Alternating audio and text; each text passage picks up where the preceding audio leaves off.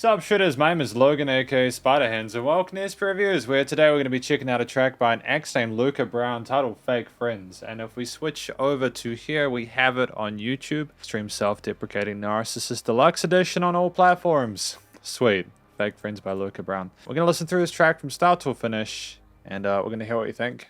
Let's go.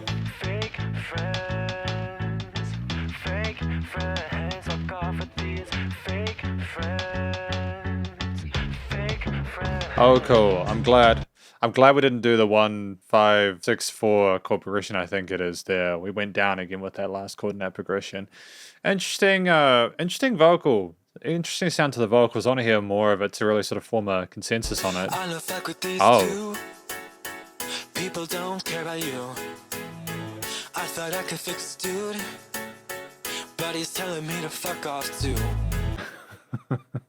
He's telling me to fuck off too. I see. Fake friends. We're getting straight to the point. We're cutting to the chase. Got up on my feet, got good people next to me.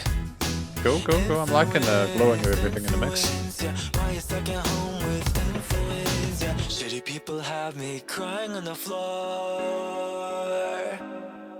Nice little bit of vocal fry at the end there. And actually, I kind of dig the individual elements and sections that we have here and how we're not just sitting on one specific type of melody or an approach to a vocal line here. He's playing around with different expectations.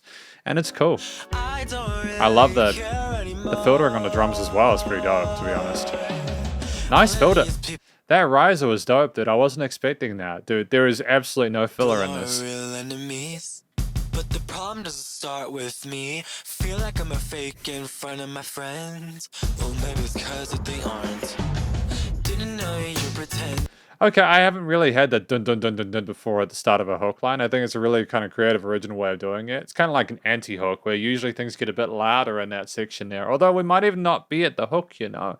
That Fake Friends might have been the chorus line. I mean, it probably was the chorus line, to be fair. To be me. Everything is so bursting at the seams. I thought this would be a piece of cake. It's kind of heartbreaking off a fake, but you're fake friends. Okay, that was a really smooth transition back into this. Nice change in the pacing of the story being told between the two sections there. Nice refrain back to the original theme. Nice kind of plucky sound to those pianos there as well. 2, 3, 4 chord note groove on those.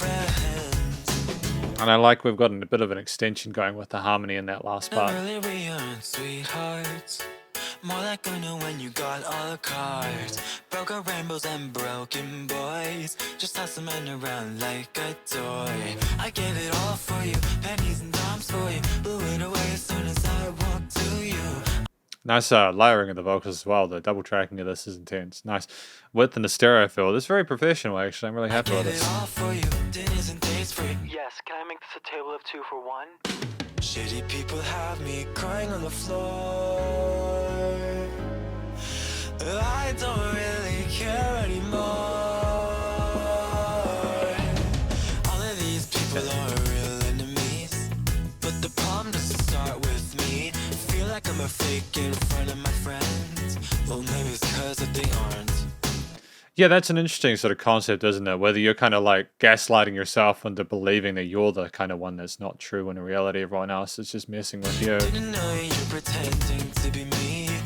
Everything is bursting at the seams. I thought this would be a piece of cake. It's kind of heartbreaking off a fake, but you're fake friends. Nice development here in the upper reaches here.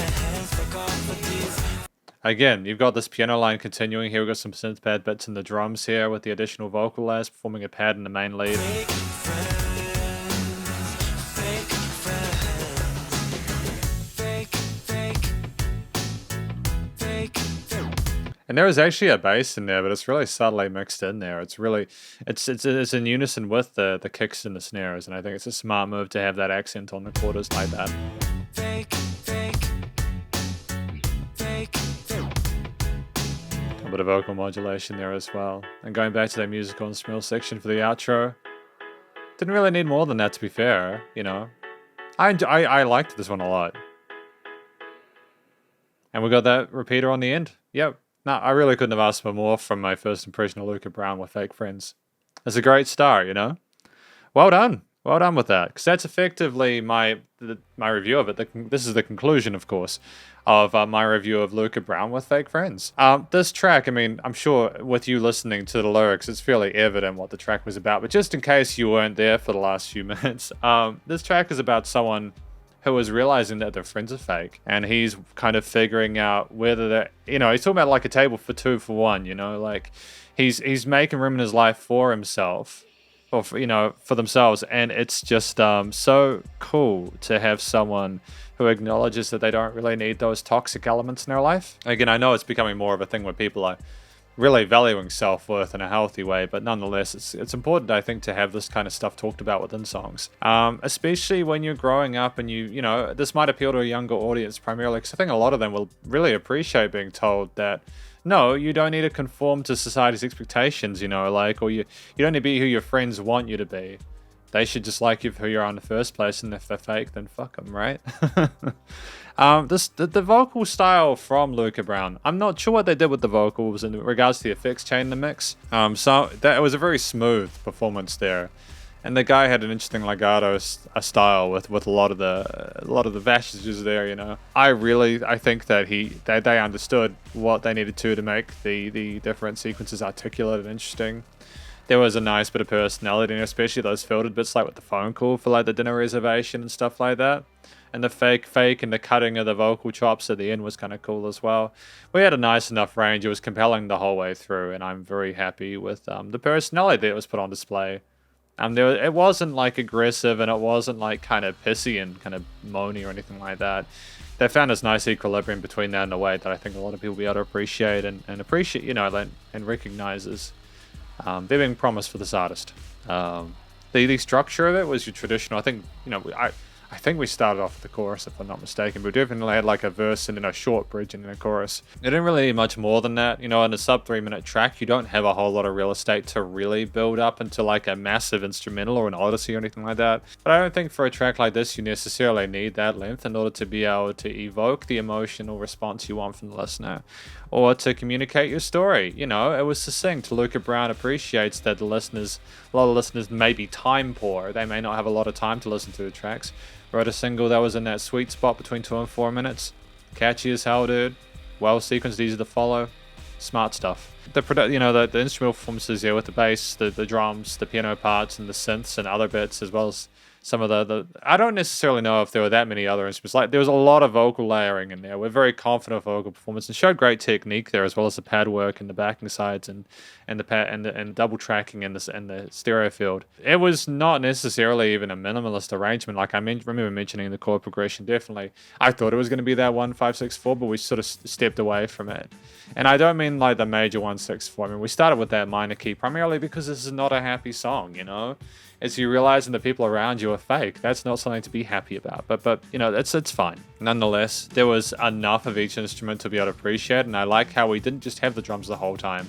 We took away and added elements at various parts where it became appropriate, and it eventually got more intense as we went through it. We didn't get everything at the start. We knew we needed to sort of take our time and lead the listener by the hand without patronizing them.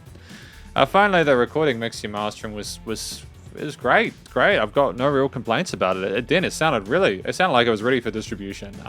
The EQing and stereo panning of various instruments there, it was nice and bright there. A bit of filtering of some of the instruments as well, which is kind of dope. Especially, I think there might have been a bit of filtering, get a little bit like getting rid of some of the high parts and the intro section of the vocal part, if I'm not mistaken.